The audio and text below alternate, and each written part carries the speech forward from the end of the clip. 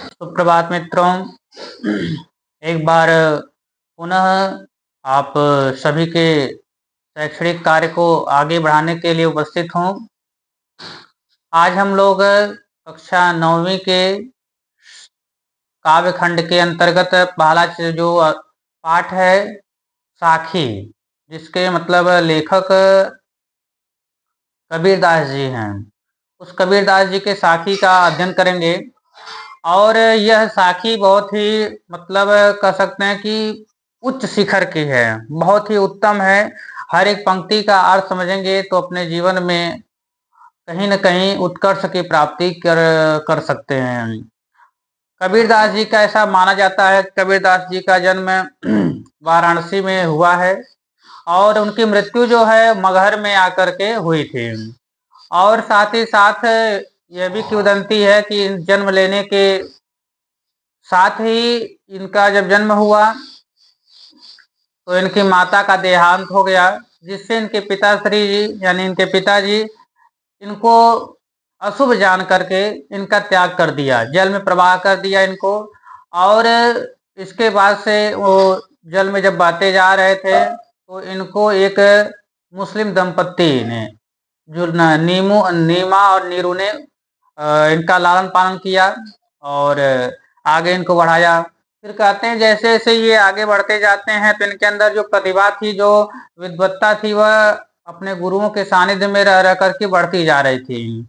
और बाद में इनके बारे में एक बात सबसे उत्तम और कही गई है कि इन्होंने इतना ज्यादा ज्ञान का भंडार हम लोग को दिया है, लेकिन ये खुद पढ़े लिखे नहीं थे।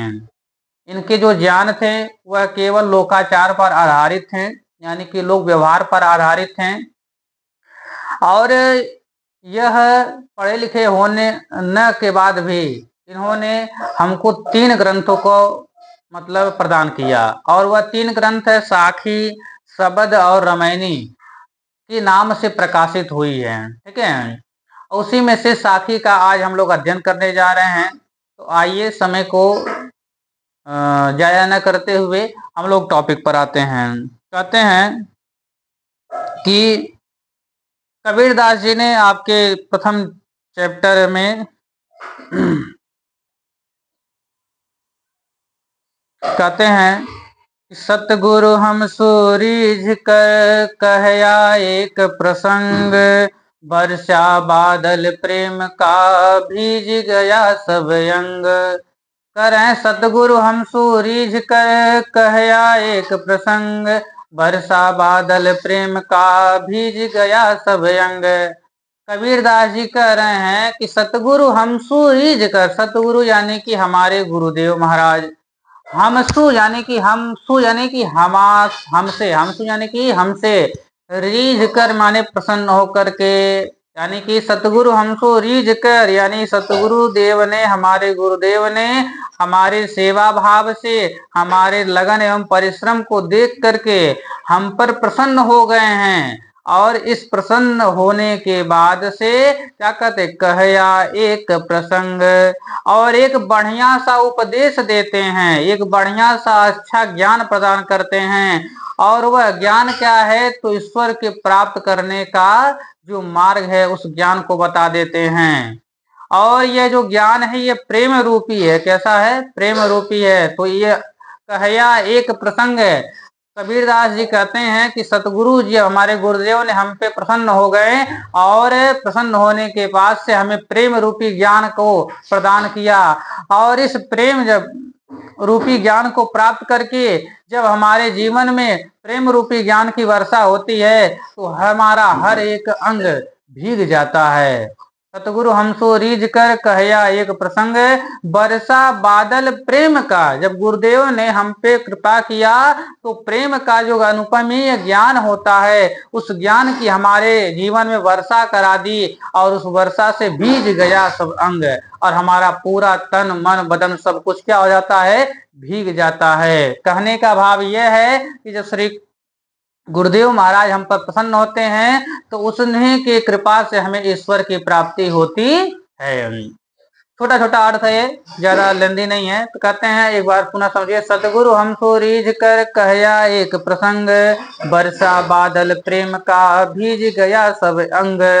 कहते हैं कबीरदास जी कि सब गुरुदेव महाराज हमारे सेवा भक्ति से, हमारे परिश्रम एवं लगन से प्रसन्न होकर के हमको एक ज्ञान का आलिंगन कराते हैं, ज्ञान से परिचय देते हैं, ज्ञान का प्राप्ति कराते हैं, और फिर हमारे जीवन में उस ज्ञान से जो ईश्वर की प्राप्ति है, उस प्रेम रूपी ईश्वर का हमारे जीवन में बरसात करा देते हैं। और उस ईश्वर, प्रेम रूपी ईश्वर की बरसात के जल को पा करके हमारा तन मन बदन सब कुछ क्या हो जाता है, भीग जाता है। यानी मन में, तन में, सब में राम का वास हो जाता है। पूरा शरीर क्या हो जाता है, राममय हो जाता है। क्या हो जाता है, राममय हो जाता है। फिर आगे कहते हैं अगले साखी में कि राम नाम के पट तरे देवे के कछु नाही, अब क्या ले गुरु संतोषिए हौस रही मन माही। कहे राम नाम की पट तरे देवे के कुछ नाई, क्या ले गुरु संतोषिए हास रही मन माही। अब कह रहे हैं कि कबीरदास जी कि जब गुरुदेव महाराज ने हमें राम रूपी जो ज्ञान है, जो प्रेम की वर्षा है, हमें दे दिया ना, तो जब कोई गुरुदेव ने हमें ज्ञान प्राप्ति कराया तो उस पर हमारा ये दायित्व बनता है कि हम उन्हें गुरु दक्षिणा दें। तो कहते हैं इसी बात को कि कबीरदास जी ने हमें, कहते हैं कि गुरुदेव ने हमें एक ऐसा अनमोल रतन यानी अनमोल ज्ञान दे दिया है कि अब उसके समान कोई अमूल्य वस्तु, अमूल्य रत्न, अमूल्य धन है कोई संसार में रह ही नहीं गया है। तो मैं यह बार बार सोचने पर मजबूर हो जाता हूँ कि आखिर मैं गुरु जी को दूं क्या, जिससे उनके मन में इस ज्ञान के प्रति बदले जो गुरु दक्षिणा है उसको लेकर वह प्रसन्न हो जाएं और संतोष कर लें। क्या कह रहे हैं कि कबीरदास जी कह रहे हैं, भाव यहाँ पर ये है कि जब शिष्य, गुरु जी ने शिष्य को राम रूपी जो अनमोल रतन का धन है वह दे दिया, तो शिष्य भी सोच रहा है कि हम गुरु जी को ऐसा क्या दे दें, क्योंकि इस संसार में सबसे बड़ा धन तो राम रतन है और इससे अलावा कोई धन ही नहीं बचा। तो ऐसा क्या दे दूं भगवान, गुरुदेव भगवान जी को कि वह प्रसन्न हो जाएं। तो कह रहे हैं कि राम नाम के पट तरे, पट तरे यानी कि बदले में, राम नाम के पट तरे देवे को कछुनाए।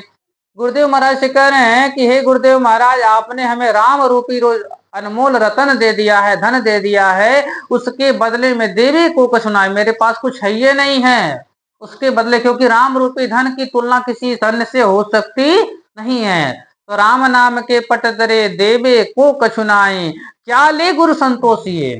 गुरु जी को ऐसा मैं क्या दे दूं, अपने आप से पूछ रहा शिष्य है कि गुरु जी को हम क्या दे दें कि वह इस धन को लेकर के प्रसन्न हो जाएं। तो क्या ले गुरु संतोषिए हौस रही मन माही। तो दो साखियों का हमने अर्थ समझा। कौन कौन साखी, दो दो साखी लेकर चलेंगे ताकि क्या नाम है आगे वीडियो ज्यादा लंबा ना हो, आप लोग को आसानी हो। ठीक है, देखिए, और एक वीडियो ऐसा है जिसमें सब कुछ पढ़ा देंगे एक ही लाइन में। देखिए, पहला साखी ये था कि सतगुरु हम सूरीज कर कहया एक प्रसंग, बरसा बादल प्रेम का भीज गया सब अंग। कहते हैं कि सतगुरु महाराज ने हमारे प्रेम, हमारे निष्ठा, हमारे लगन को देख करके गुरु जी ने हमें इस संसार का जो सबसे महत्वपूर्ण और सबसे उच्च ज्ञान है उस ज्ञान को हमें प्रदान कर दिया। और उस ज्ञान को प्राप्त करके हमारे जीवन में राम रूपी जो प्रेम की वर्षा हो जाती है, उसके कारण से हमारे तन मन बदन में पूरा राम राम ही समा जाता है। पूरा राम नाम के बरसात के जल से पूरा शरीर राम रूपी ही हो जाता है।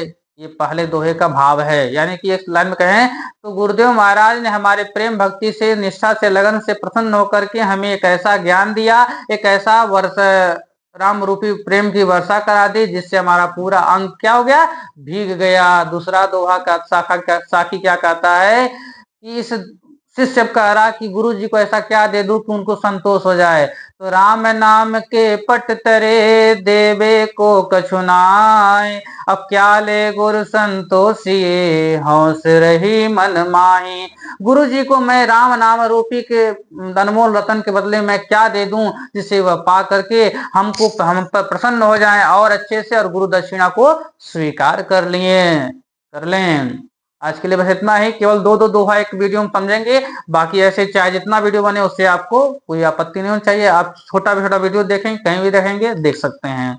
आज के लिए बस इतना ही, धन्यवाद। इस वीडियो को आपका ये गुरु दक्षिणा हमारा भी है कि इसको अधिक से अधिक शेयर करिए, उसको सब्सक्राइब कीजिए, बिना बेल आइकन प्रेस किए जाइए मत, बिना कमेंट किए जाइए मत।